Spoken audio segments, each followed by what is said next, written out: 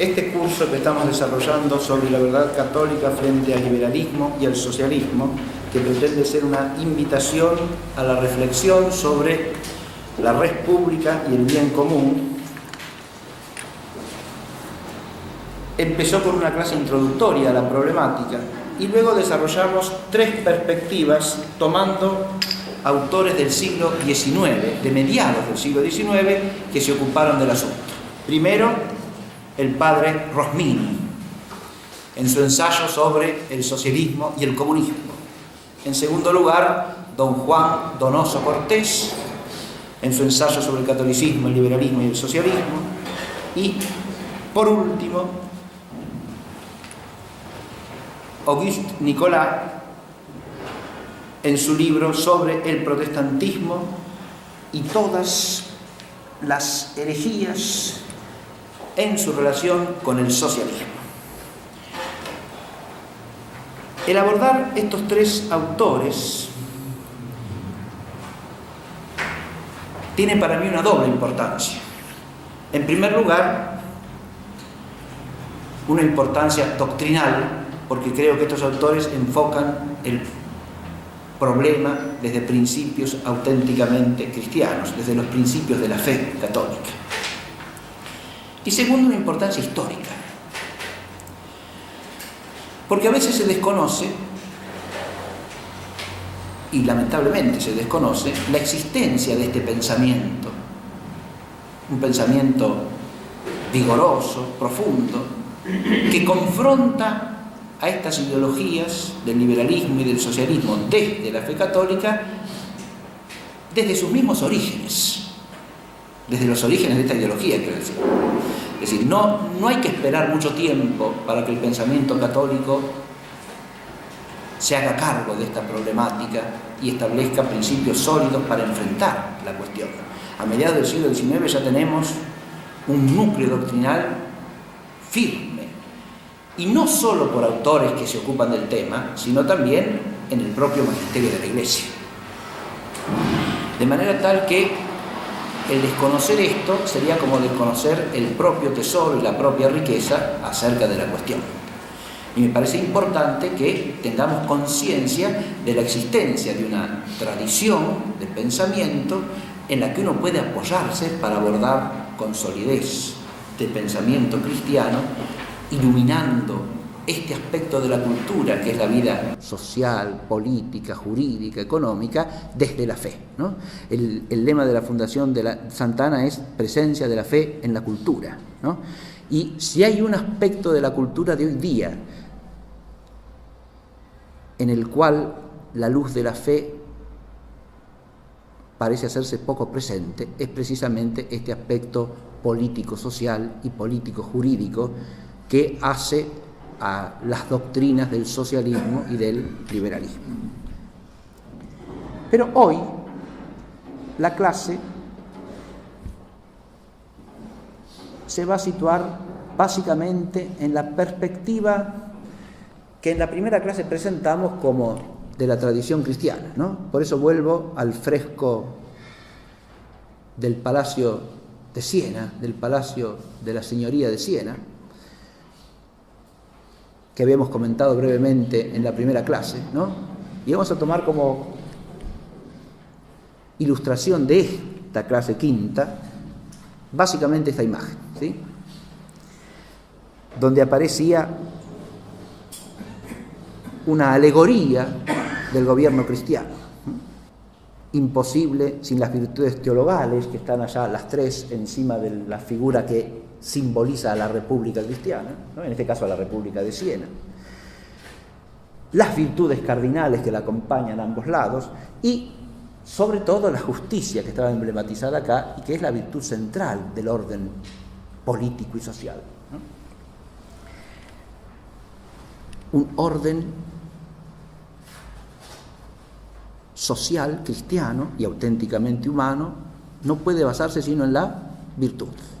Pero si es cristiano, no son las virtudes humanas, sino en las virtudes cristianas. El tema de esta clase de hoy es la tercera posición y la contrarrevolución, vertientes de una problemática y sus equívocos. La ubicación de este tema,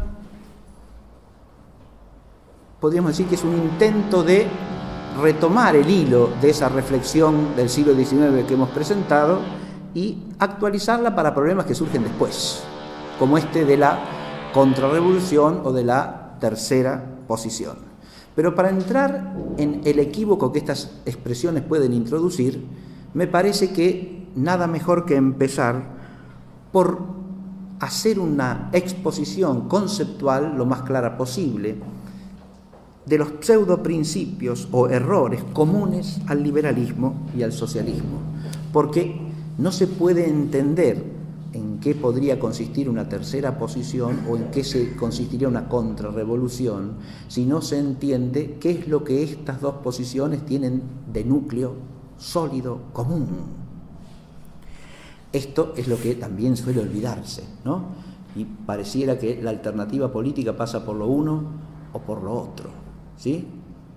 Bajo el nombre de liberalismo, socialismo, de derechas y de izquierdas, de conservadores y progresistas, o lo que sea, ¿no? Y toda la política discurre por ese cauce, cuando en realidad eso es la desviación y la deformación, la corrupción esencial de la vida política.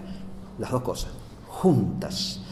Pero para verlas juntas, lo importante es entender lo que tienen en común. Y esto es lo que voy a tratar de exponer en la primera parte de la clase, y después voy a hacer una reflexión sobre los dos temas que figuran en el título. El primer pseudoprincipio común es el de la disociación de lo temporal y lo eterno. Y eso es la hipoteca protestante, que, como decía muy bien Nicolás, es la raíz del liberalismo y del socialismo. ¿Qué quiere decir con la disociación de lo temporal y lo eterno? ¿Qué quiere decir esto?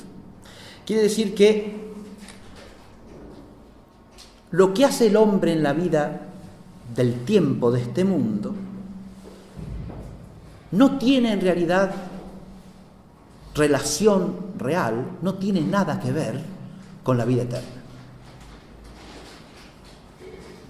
¿Y esto es lo que sostiene el protestantismo? Sí, señor. La doctrina predestinacionista del protestantismo y la doctrina de la gracia extrínseca y forínseca suponen que el hombre en sus obras no puede hacer nada que lo vincule a la vida eterna. Las obras del hombre son siempre humanas, son siempre corruptas y no pueden ser otra cosa. Entonces, en su acción, ¿a qué tiene que dedicarse? A buscar la santidad, a buscar la plenitud de la vida cristiana. Nada de eso. Todo eso es anatema para la mentalidad protestante. Tiene que dedicarse a las tareas meramente seculares, que son las únicas que están al alcance del hombre. Y eso sería la verdadera humildad y la verdadera actitud cristiana. De ahí que el protestantismo promueve un macizo secularismo allí donde se implanta.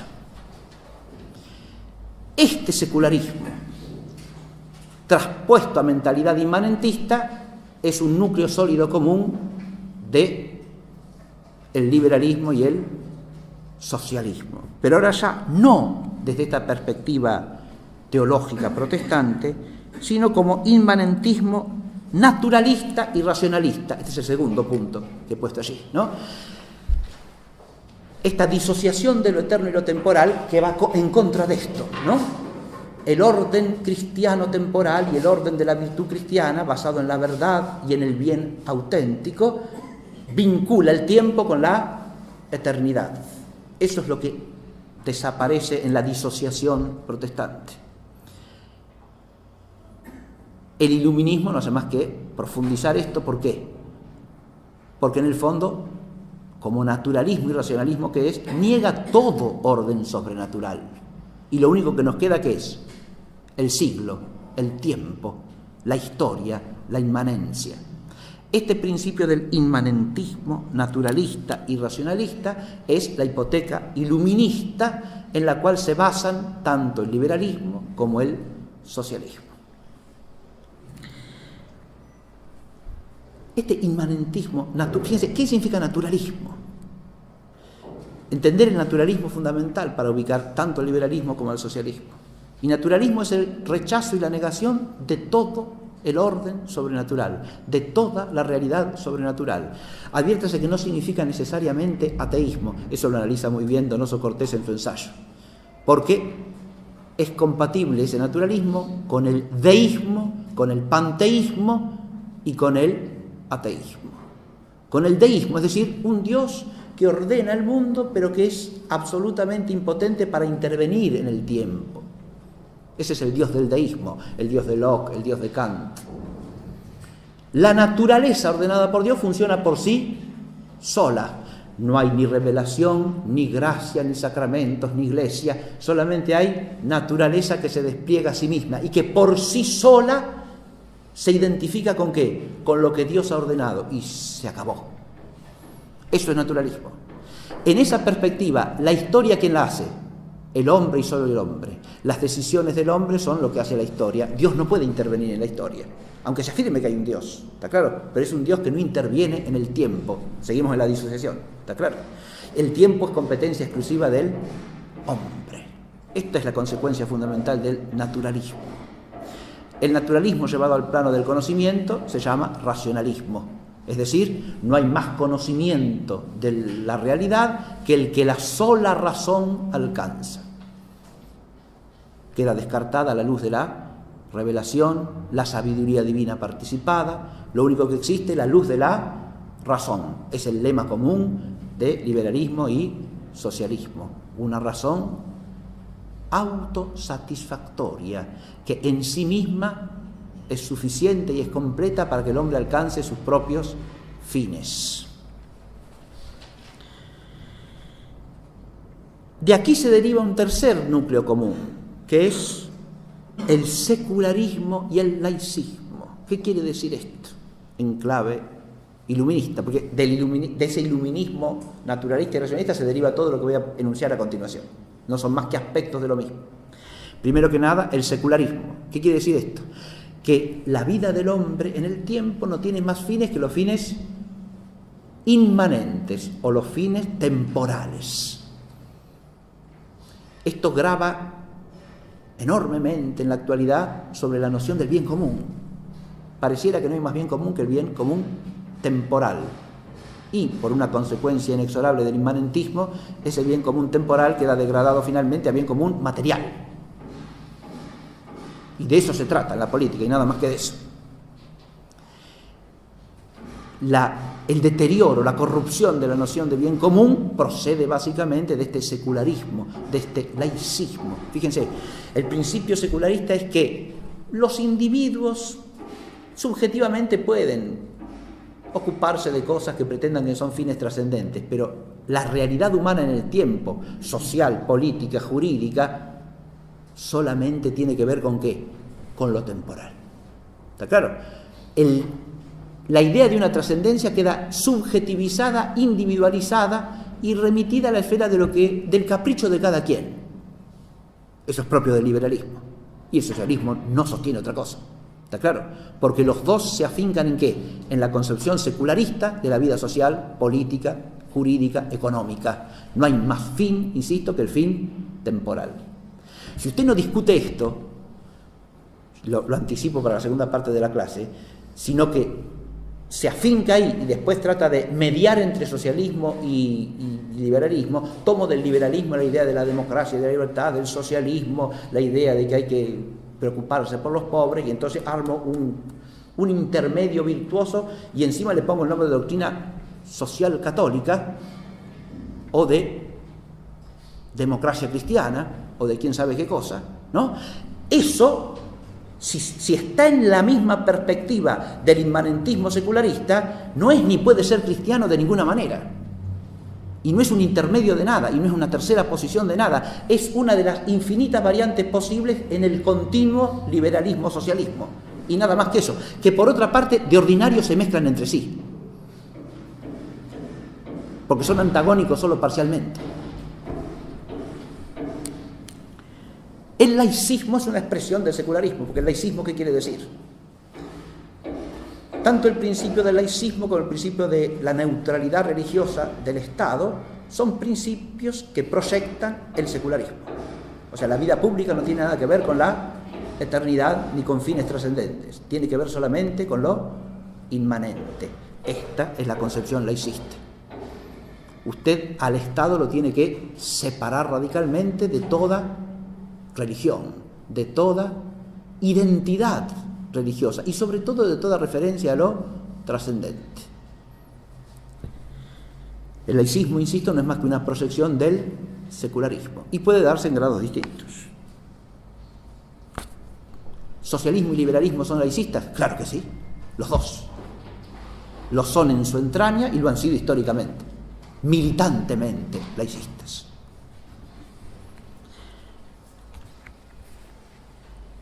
Otro elemento común, muy profundo e importante, es el concepto de la autoliberación humana. Yo en la clase pasada hice alusión a los freethinkers ingleses de finales del siglo XVII, liderados por Bolingbroke, el gran inspirador de Voltaire. Estos autores llaman librepensadores. Librepensador, fíjese, cuando usted dice la palabra, nosotros estamos acostumbrados a oírla, ¿no? Un librepensador. ¿Qué quiere decir semejante cosa? Porque la libertad, el libre arbitrio, es un atributo de la voluntad, no de la inteligencia. Y el pensamiento parece que es cosa de la inteligencia. ¿Está claro? El pensamiento no es libre ni no libre, es pensamiento, porque es actividad de conocimiento. Si es sano. El pensamiento, en cuanto a actividad de la inteligencia, está llamado a determinarse por el ser de las cosas y a buscar la verdad. No es libre la inteligencia de sostener lo que caprichosamente se le antoje a quien. A ella no, porque ella no tiene antojos. La inteligencia no tiene deseos. La inteligencia no es una facultad apetitiva. Si nosotros le atribuimos libertad al pensamiento, es que subordinamos el pensamiento a cierta voluntad. ¿Está claro? Y a esa voluntad la queremos liberar ¿de qué? La voluntad es lo que es auténticamente libre, no, pero es libre en cuanto puede elegir inteligentemente el bien. No en cuanto caprichosa y en cuanto absolutamente autónoma, encerrada en su propia subjetividad de querer. Eso no es una voluntad libre, es una voluntad esclavizada al orgullo y a la soberbia del hombre. La voluntad es la que, o el deseo, es lo que dominan al pensamiento si el pensamiento es libre. Porque la inteligencia, insisto, no es libre de decir esto o aquello. La inteligencia está atada por el ser. Y lo primero que hace el libre pensamiento es eso, desvincular a la inteligencia del ser de las cosas, porque se declara antidogmático en materia teológica, antimetafísico. Es decir, separa la inteligencia de la verdad revelada y de la verdad natural. Y entonces la inteligencia es libre, no es libre. Es esclava del capricho del hombre, de la soberbia del hombre. Ese es el libre pensamiento. El libre pensamiento se autoproclama liberación del dogma, liberación de la metafísica, que también es dogmática. Liberación, ya lo decía Kant, ¿no? Hume me liberó del sueño dogmático. La liberación ¿de qué? De la tradición. Toda la tradición es un error del que hay que desprenderse. Liberación de la autoridad. La autoridad nos subyuga, nos esclaviza. Nuestro pensamiento se libera de toda autoridad. Por sí mismo se erige en la autoridad suprema. ¿Está claro? Y liberación de toda autoridad, de toda tradición.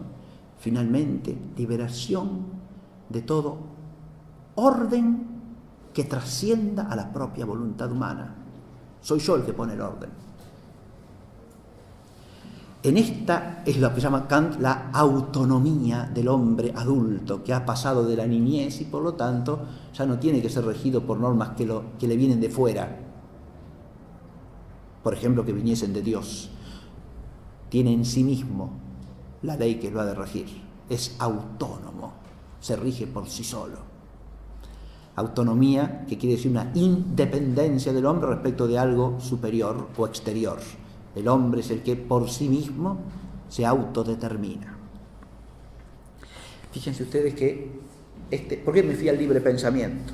Porque en el libre pensamiento, lo mismo que los concienciarios alemanes, que son un poquito posteriores, se llaman concienciarios, los librepensadores alemanes se dan este nombre, concienciarios. Es decir, los que tienen conciencia y al mismo tiempo difunden entre los hombres la conciencia de que el hombre con su sola razón es la fuente de su liberación y de su progreso y de su salvación.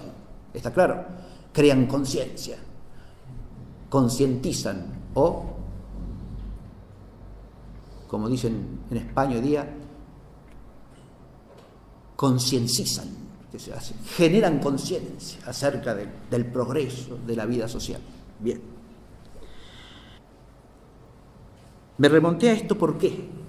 Porque allí existe ese ideal de la autoliberación humana. El hombre está llamado a liberarse. Ese liberarse de todo esto que he dicho es en última instancia desprenderse de Dios, ¿no? Hay una triple expresión usada por la tradición católica alemana para referirse al abismo de esta pseudo-liberación. Primero, libres de la Iglesia, después libres de Cristo, después libres de Dios, finalmente, ¿no? Y estas tres cosas son inseparables entre sí, porque la Iglesia es la Iglesia de Cristo, que es su cabeza, y Cristo es Dios. De manera tal que liberarse de la Iglesia termina siempre siendo ateísmo militante, ¿sí? Eso es una caída necesaria desde del orden moral, religioso, espiritual, ¿sí? Esa liberación la opera ¿quién? El hombre solo. Él es su propio liberador. Ahí está el mito liberal y socialista de la autorredención humana. ¿Está claro?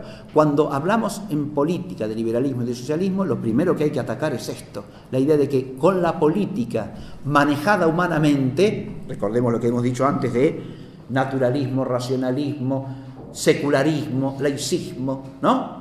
Con la política manejada humanamente, inmanentísticamente, el hombre soluciona todos los problemas del hombre. El hombre se libera a sí mismo, el hombre se salva a sí mismo y entra en la vía del progreso indefinido. Un sexto elemento fundamental es el igualitarismo antijerárquico y el anarquismo, he puesto yo ahí. No me refiero acá a los anarquistas como Bakunin, Kropotkin o Proudhon. No me refiero al anarquismo como variante particular de la ideología inmanentista social.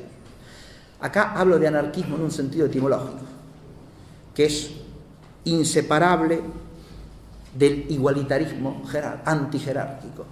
Lo que hay tanto en el liberalismo como en el socialismo es el odio de toda jerarquía natural, de toda jerarquía que pertenezca al orden del ser.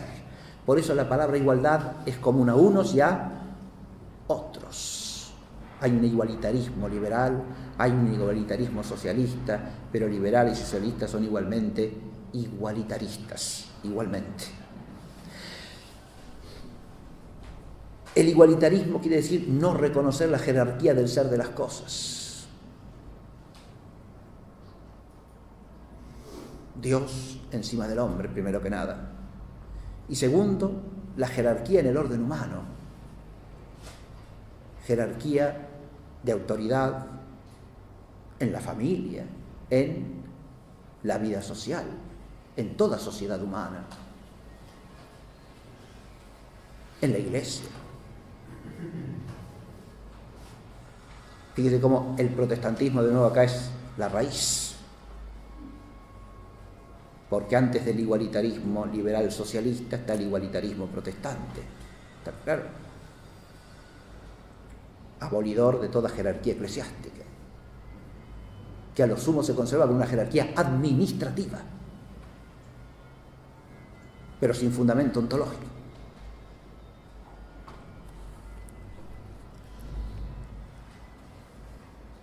Se entiende lo que digo con una jerarquía administrativa, ¿no? En la Iglesia Evangélica Luterana de Alemania tiene gente que se llama pastores, gente que se llama obispos, pero no es jerarquía eso. Son designaciones administrativas que hace la asamblea de los creyentes, ¿no es cierto? Para que éste cumpla esta función y esta otra función, y nada más. Antes las hacía el príncipe, las designaciones, ¿sí? Como la de cualquier funcionario del Estado. en el origen.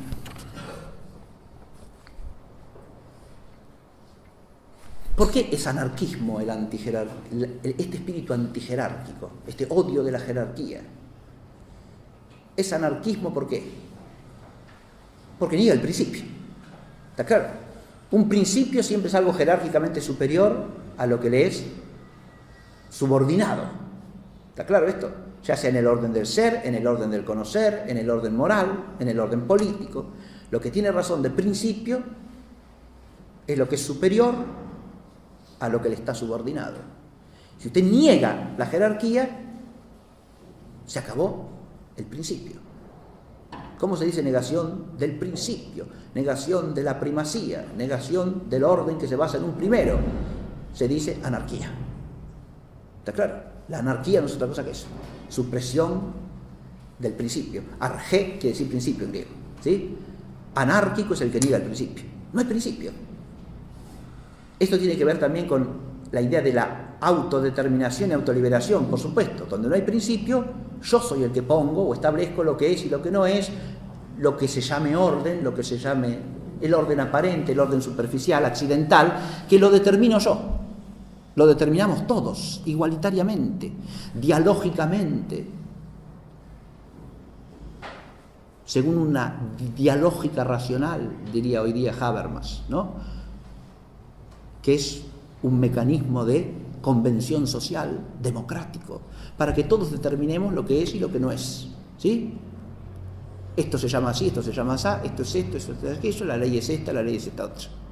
Es una determinación que no brota de un principio ordenador, brota simplemente de la voluntad autodeterminante del hombre. Esto es liberal y es socialista, sí señor, las dos cosas. Porque fíjense que ese espíritu antijerárquico de la libertad, entendida en sentido inmanentista, de la igualdad, entendida en sentido inmanentista, que no es igualdad de la dignidad personal de todos los seres humanos, es la igualdad de todos en el orden social, político, jurídico, que borra toda jerarquía. Está claro lo que digo, ¿no? Hoy día es fácil entender esto, porque hoy día vivimos las consecuencias prácticas de esto. ¿Está claro? La familia implica un orden jerárquico natural, pero hoy día eso se procura borrarlo. ¿Está claro? No hay orden entre el esposo y la esposa, no hay orden entre los padres y los hijos. El orden es malo. La jerarquía es antidemocrática, es contraria a la libertad. Todos están llamados a ser absolutamente equiparados en la ley según su capricho subjetivo, hasta el punto de que cada uno puede determinar quién es o qué sexo tiene por su propio capricho o voluntad. ¿Está claro? Aún los niños también. Pero no están bajo la autoridad paterna. No, ¿cómo van a estar? El Estado los libera de eso. ¿Está claro? El Estado liberal, socialista, les da la libertad perfecta para hacer lo que se les antoje. Es decir, para no ser nada. No para ser lo que son. El igualitarismo antijerárquico y el anarquismo son seguidos por el democratismo, otra cosa en que son uno, el liberalismo y el socialismo.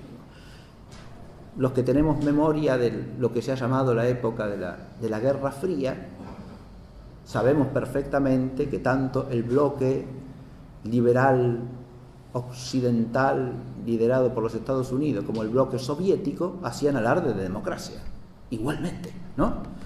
Todas las repúblicas de Europa bajo la Unión Soviética se llamaban repúblicas democráticas. La República Democrática Alemana, la República Democrática Polaca, todas eran repúblicas democráticas, ¿sí? Porque la verdadera democracia es democracia socialista, ¿o no? Y del otro lado son los campeones de la democracia universal, la democracia por encima de todo, la bandera de la democracia, ¿sí?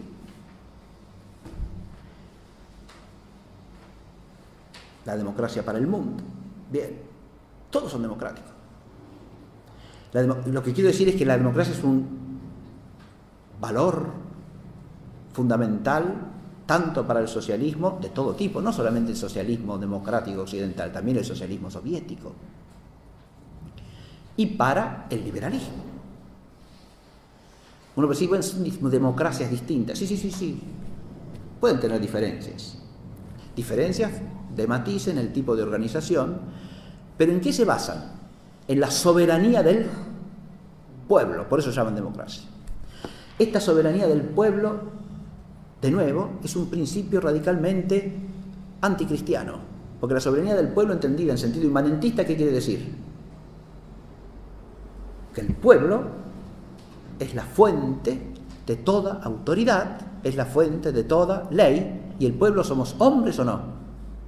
Después hay que ver qué tergiversaciones caen sobre la palabra pueblo, si el pueblo son estos y no aquellos, si el pueblo tiene que estar organizado así o asá. Yo llamo pueblo solamente al que es democrático liberal o solamente al que es democrático socialista. El pueblo son estos o son aquellos, el pueblo son los que piensan así o los que apoyan a fulanito pero no los que apoyan a menganito. Después vienen todas las identificaciones del pueblo. El pueblo es lo que usted quiera, ¿sí? Pero el pueblo...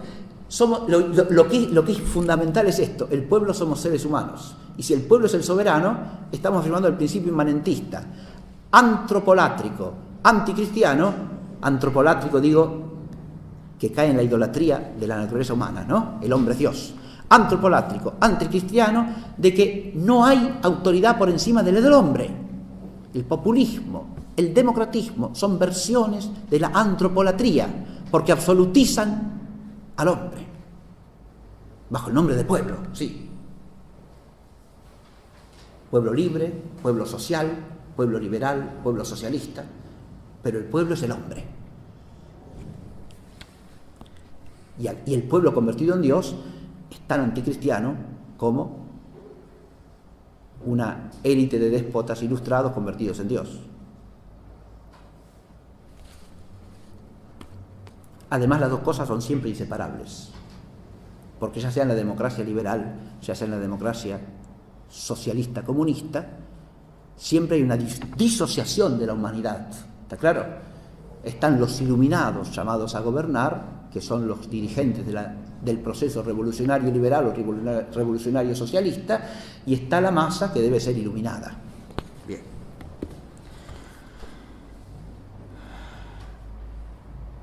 Otra cosa común es lo que puede ser el conflictivismo y la disociedad, la sociedad destituida del bien común.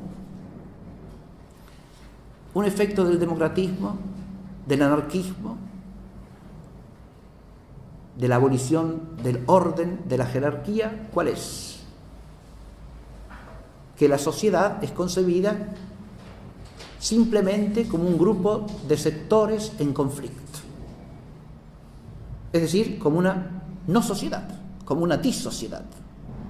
La sociedad es la lucha entre antagonistas. ¿Esto lo plantea el liberalismo? Por supuesto, porque para el liberalismo están los arraigados a la tradición y al antiguo régimen y los partidarios de la democracia. Y entre los dos necesariamente tiene que haber ¿qué? Conflicto. Es el conflicto entre el liberal progresismo y el conservadurismo. Y eso es inherente a la democracia liberal, desde sus orígenes. Su primera forma en Inglaterra es una Cámara de Comunes dividida en ¿qué? En liberales y conservadores, ¿no? Y el socialismo hace lo mismo, divide a la sociedad en los unos, los partidarios del orden social transformador, progresista, y los otros, que se atienen a sus privilegios, ¿no? Los defensores de los privilegios, los defensores del orden antiguo, que es el orden antisocial. Y estamos en la misma. La sociedad siempre está disociada entre los revolucionarios y los antirrevolucionarios, que deben ser suprimidos porque van contra la sociedad en su conjunto y contra el progreso. Hasta tal punto es eso característico de la mentalidad socialista que donde predomina una mentalidad liberal socialdemócrata, digamos así, cualquier sector que no encaje del todo en eso es, a nivel público, a nivel de la consideración general, de la opinión pública circulante y bien pensante, es considerado como algo deleznable, despreciable. ¿Está claro? Así nomás. No interesa si tiene votos o no tiene votos. Lo único que importa, porque ahí se contradicen a sí mismos, pero no del todo, escúchenme. Esto lo digo pensando el otro día estaba viendo en la televisión francesa un programita que presentan siempre libros, escritores, pero estaban presentando una novela y hablaba el novelista con el conductor del programa y estaba explicando de qué trataba la novela, pero hablaban de cierta mentalidad política de Francia con un desprecio olímpico, ¿no? Porque no era, claro, una mentalidad que no es ni liberal ni socialista, lo que llamaban ellos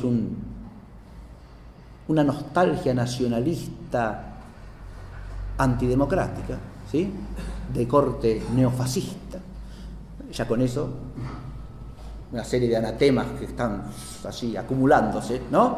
Entonces, independientemente de lo que hablasen, pero ya hay son anatemas que descalifican inmediatamente a parte de la población francesa. ¿Pero por qué? Y porque no está en el pensamiento ilustrado, simplemente porque no encaja perfectamente en el esquema de la ilustración liberal socialdemócrata. Eso es todo. Bien. La disociedad es permanente, ¿sí? Porque una vez que usted instaló el principio de la revolución, instaló la disociedad. Porque ahí viene el otro, el revolucionarismo, que es la radical liberación de todo lo dado. Cuando usted instala el principio revolucionario, necesariamente divide la sociedad. ¿Está claro? A partir de allí hay los unos y los otros. Eso opera per se, opera por sí solo, quiera usted o no quiera. Cuando acá, entre nosotros, a las orillas del Río de la Plata, aparece el nombre de revolución, allá por 1810, ¿sí?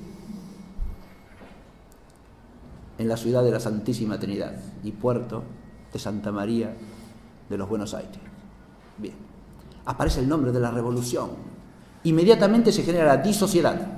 Si ustedes estudian la historia del Reino de Indias en el Plata, en lo que fue primero la gobernación de Buenos Aires, después el virreinato del Río de la Plata, parte del virreinato del Río de la Plata. La sociedad, con toda su complejidad y riqueza, de gentes de distinto origen étnico, de distinta tradición cultural propia y específica, a pesar de los conflictos particulares que pudiese haber, es una sociedad, es una totalidad que tiene unidad, armoniosa, en pos del bien común y tiene paz social. ¿Está claro lo que digo? A partir de 1810 que viene una continua sucesión de guerras, de golpes de Estado, de inestabilidad constante, pero además de ¿qué? De tirios y troyanos, ¿sí? Los unos y los otros, dentro de la misma sociedad. Por eso lo primero que genera es una guerra civil. Lo que se llama guerra de la independencia es primariamente una guerra y una guerra civil, hijo. ¿Qué va a ser? ¿Está claro? O el obispo de Salta, don Nicolás Videla del Pino, que quería la continuidad del régimen virreinal, era menos rioplatense, nacido en Asunción del Paraguay, ¿no? Era menos rioplatense que don Manuel Belgrano, nacido en Buenos Aires, que iba con el ejército mandado por la Junta a reprimirlo y que lo encarcela y lo manda preso. ¿Qué es eso si no es una guerra civil? ¿Está claro lo que digo? Le insisto, el nombre de revolución introduce la disociación, lo quiera usted o no lo quiera, le guste o no le guste, porque a partir de que usted instala la mentalidad revolucionaria, se sigue que la humanidad se divide entre los que están con la revolución y los que están contra la revolución. Esa división que solamente vale dicha por el verbo hecho carne, el que no está conmigo está contra mí. ¿Está claro? Eso se lo arrogan los hombres, un grupo de hombres, como si ellos fuesen Dios. Y ese es el espíritu de la revolución. ¿Está claro esto? De nuevo estamos en una inmanentización de lo que es trascendente. Y sin eso el espíritu de la revolución no se entiende, para nada. Los revolucionarios se autodivinizan. Esto es lo que quiero decir. Entonces, o usted está con ellos y es bueno, o usted está contra ellos y es malo. Como si ellos fuesen Dios. Todo revolucionario es esto mismo. Otro elemento común es el capitalismo. El capitalismo. ¿Cómo? ¿Los socialistas son capitalistas? Por supuesto. ¿A alguien le cabe la duda de eso? A ver, ¿qué es el capitalismo? Como todas las cosas, si uno no tiene si uno no se para a tratar de entender qué es, ¿no? Eso que es el hábito socrático, ¿qué va a ser? ¿Qué es esto?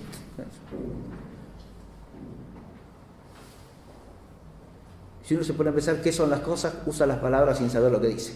Esa es la realidad, ¿no?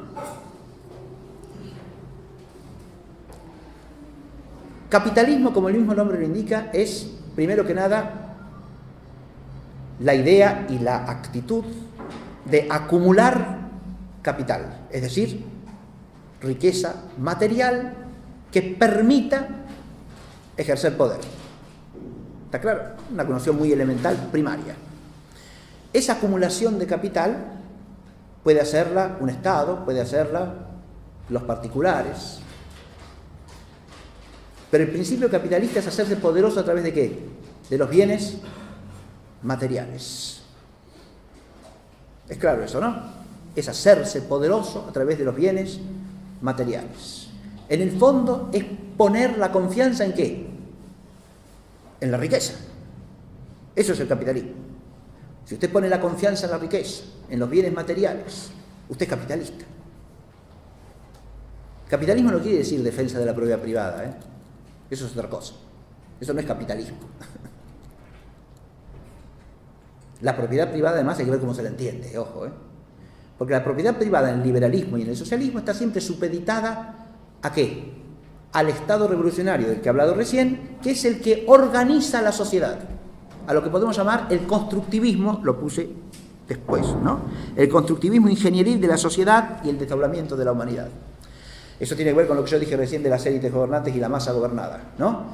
Pero el Estado liberal o socialista es un Estado que construye la sociedad. Primer modelo, el Estado liberal inglés del siglo XVIII. El Reino Unido. ¿Qué es lo que hace? Organiza un capitalismo industrial y financiero. Primero el financiero, para poder financiar el industrial. Eso se le da el nombre de revolución agrícola y revolución industrial. La revolución agrícola es nada más que un paso para darle mano de obra a la revolución industrial. La constitución de la banca capitalista, o sea, de la banca usuraria, es el instrumento primario para poder fomentar la revolución industrial. ¿Quién organiza eso? El Estado. Claro que sí. El Estado liberal. Sí, señor. Porque tanto el Estado liberal como el Estado socialista son constructivistas de la sociedad. No tienen la noción sana, humanamente sana y única compatible con la fe cristiana, de que el Estado está para gobernar, es decir, para regir según el orden a la vida social. Regir quiere decir, en latín, enderezar, hacer que las cosas sean conformes ¿a qué? A lo que es justo, al derecho. Pero el derecho no lo establece el Estado. En cambio acá sí, tanto en el liberalismo como en el socialismo, y por eso los dos son constitucionalistas. El orden de la sociedad no existe hasta que existe la Constitución. ¿Está claro? Un conjunto de leyes o de instituciones organizadas ¿por quiénes? Por los hombres. Eso es lo que organiza el Estado. Sin eso no hay sociedad ordenada. Como si no hubiese un orden que trasciende al hombre y que está en toda sociedad. La ley natural desaparece. La ley eterna, divinamente revelada, ni hablemos. Desaparece y todo es sustituido ¿por qué? Por una constitución establecida por los hombres, sea el régimen liberal inglés, sea el régimen de los soviets de obreros y campesinos liderados por el Soviet Supremo de toda la Rusia. ¿Está claro? El régimen que establece la Constitución y que construye la vida social. Esto es común al liberalismo y socialismo. Fíjense, cuando hablo de capitalismo, insisto, puede ser un capitalismo de Estado. La Unión Soviética no fomentaba un capitalismo de Estado, o pretendían ser pobres como Estado. Pero no, competían a nivel mundial con la gran potencia liberal capitalista.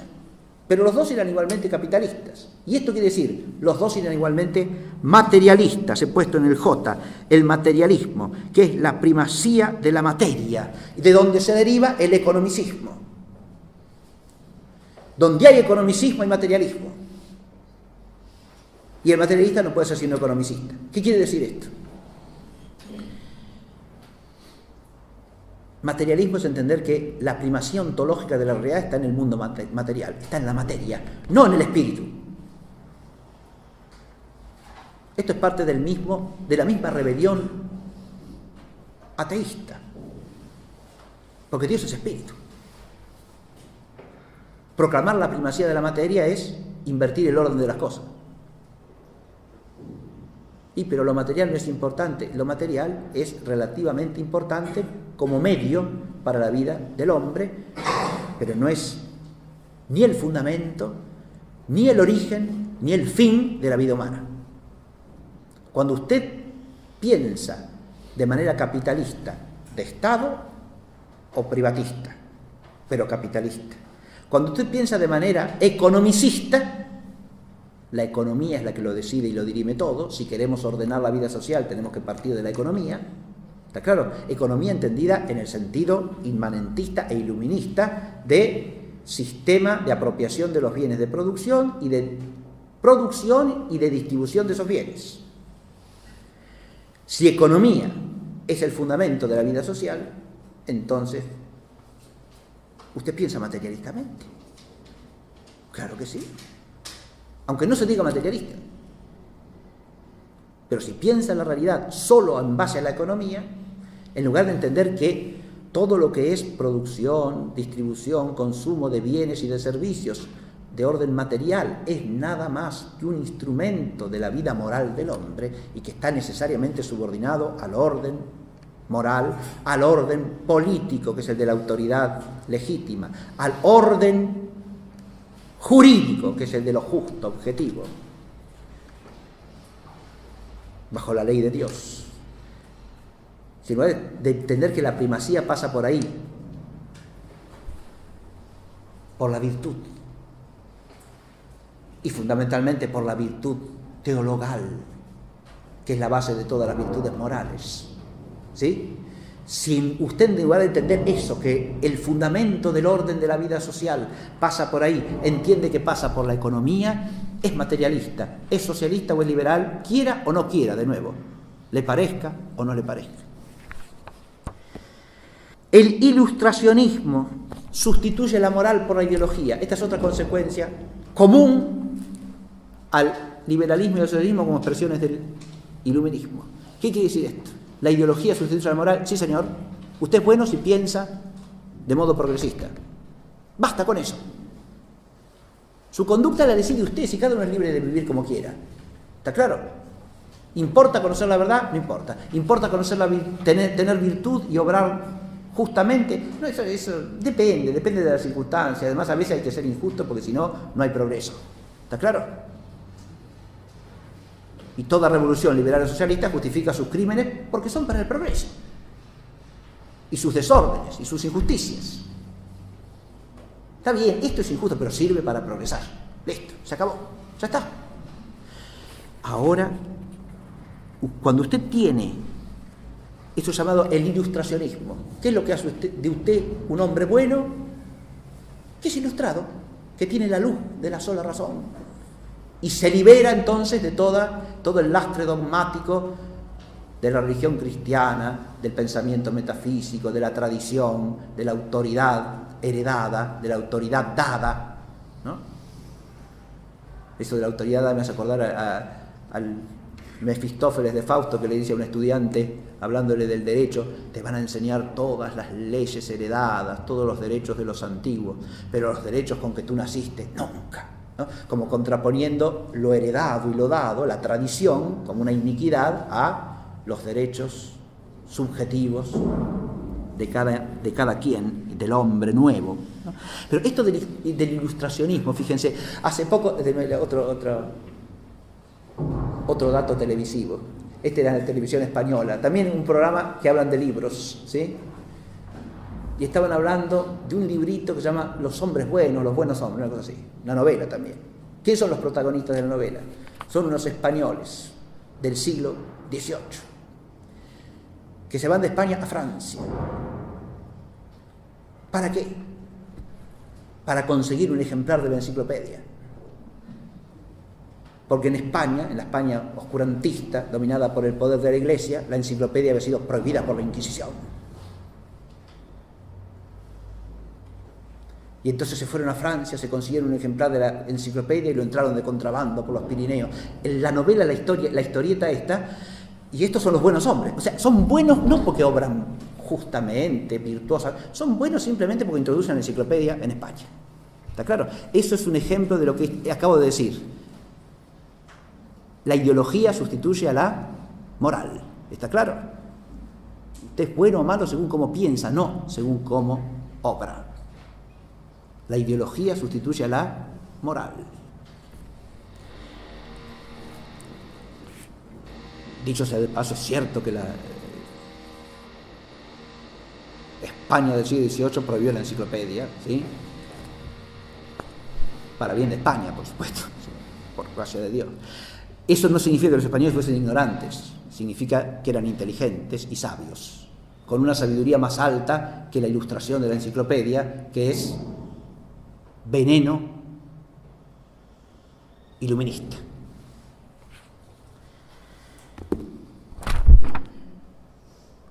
Y por último, se resumen todas esas características en lo que podríamos llamar el anticristianismo común, al liberalismo y socialismo. Porque en cuanto hay que plantear un problema en el cual entra en juego la fe cristiana, liberales y socialistas están de acuerdo, ¿no? Ahí no cabe duda, no hay problema. Hacen frente común, ¿está claro? Piensan igual cuando se trata de rebelarse contra Dios y contra su ungido. Ahí van juntos. ¿Por qué? Y porque tienen la misma raíz anticristiana, ¿sí? Lo que pasa hoy día acá entre nosotros con la llamada ley de aborto, ¿no? Ahí socialismo o liberalismo, populismo o democratismo capitalista se ponen de acuerdo.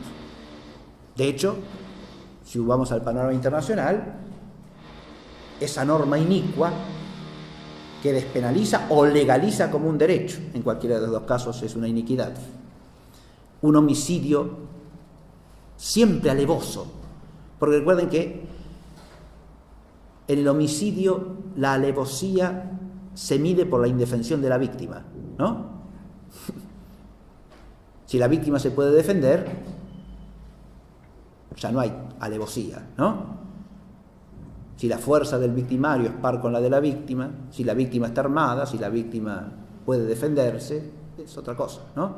Pero cuando la víctima está indefensa, una persona que está postrada en la cama enferma, y uno va, se le acerca y lo mata, ahí hay alevosía, ¿no?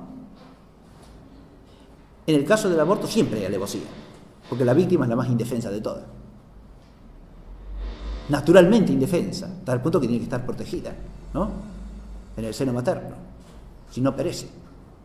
Hay una indefensión absoluta.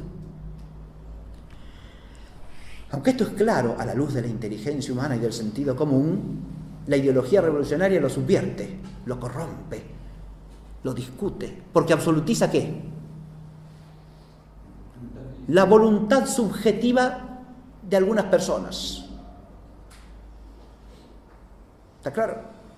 Si usted quiere, ¿por qué no va a tener derecho a hacerlo? Además, si eso pone en riesgo su vida, ¿cómo no lo va a hacer? ¿Está claro? Así como dije lo de la alevosía, es cierto que en todo crimen y en todo homicidio puede haber atenuantes. Puede haberlo. Es por eso cuando tiene que considerar el juez de la causa. Usted no puede despenalizar en virtud de los atenuantes posibles o eventuales. ¿Está claro? Además, ese homicidio no solo es siempre alevoso, sino que de ordinario tiene otro agravante, que es el abuso de la habilidad profesional para cometer un crimen. Porque el médico que lo realiza, o el profesional que lo realiza, en cuanto que hace eso no es médico. Porque el arte de la medicina es el arte de curar, no el arte de matar. Ahora, como quien tiene el arte de curar, tiene la habilidad y el conocimiento para hacer eso, ¿no? Hasta tal punto eso es así que los antiguos griegos paganos a los médicos les hacían jurar que no iban a realizar prácticas abortivas, ¿no? Porque claro, ellos eran los que tenían la posibilidad, la facilidad para hacerlo por su conocimiento profesional, ¿o no? Como usted toma un boxeador, ¿no? Y lo manda a golpear a alguien, claro. En cuanto agarra a alguien a piñas en la calle por cuenta propia, el boxeador no es boxeador, pero puede valerse de su habilidad profesional para liquidar al otro en 2 segundos, ¿no? Y para matarlo también. Porque tiene mucha más fuerza, tiene dominio y control de cómo se aplica la fuerza, sabe hacerlo. ¿Está claro? Eso es un agravante para el crimen. Lo mismo pasa con el médico que es un aborto. Porque no está hablando como médico, se está valiendo de una habilidad profesional para cometer un crimen. Disculpen la digresión, pero viene a cuento de este anticristianismo y antihumanismo común de liberalismo y socialismo. Si vamos a nivel mundial, tanto los estados considerados liberales como los estados socialistas han introducido legislación abortiva a lo largo del siglo XX. ¿Está claro? Y la siguen teniendo. Los Estados Unidos actualmente, Rusia actualmente, ¿está claro? Como la Unión Soviética antes. Y todos los estados liberal socialdemócratas, ahí está, de Europa, ¿no? En Europa el contubernio liberal socialdemócrata es tan claro que también es experimentable la unidad esencial de liberalismo y socialismo. No es una cosa que haya que hacer un gran esfuerzo por discernir, ¿no? Es una cosa que está a la vista, diría yo. Y ahora me queda brevemente la parte última, y voy a mencionar estos 2 problemas, pero en realidad voy a dejar el desarrollo de esto para la clase próxima. Voy a concluir esta exposición que he hecho con una lectura y nada más. Esta lectura pertenece a un libro del padre Julio Mainviel. El único autor que voy a mencionar hoy y que voy a citar hoy es el padre Mainviel, un sacerdote argentino ilustre del siglo XX.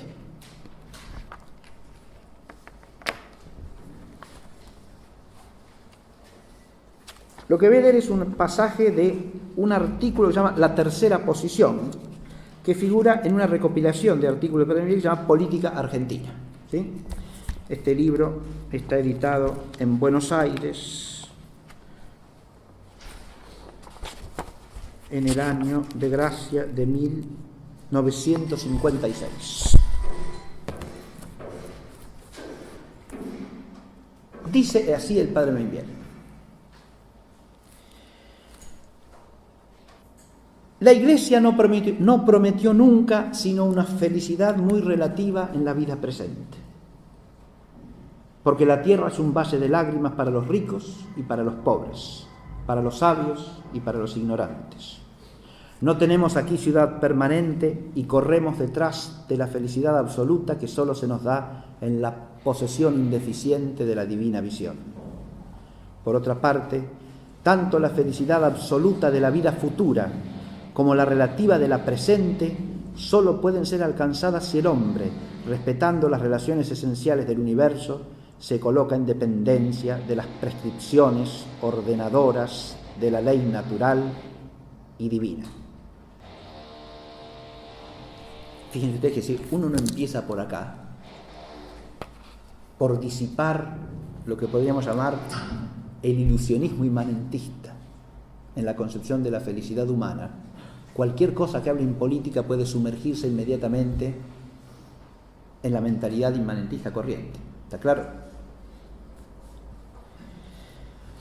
Pero desde hace más de 2 siglos el hombre se ha ilusionado con otra fantasía, porque como dice Pío XII en el Gran Retorno, a su real fisonomía de criatura que tiene origen y destino en Dios, se ha sustituido el falso retrato de un hombre autónomo en la conciencia, legislador incontrolable de sí mismo, irresponsable hacia sus semejantes y hacia el complejo social, sin otro destino fuera de la tierra, sin otro fin que el goce de los bienes finitos, sin otra norma que la del hecho consumado y de la satisfacción indisciplinada de sus concupiscencias.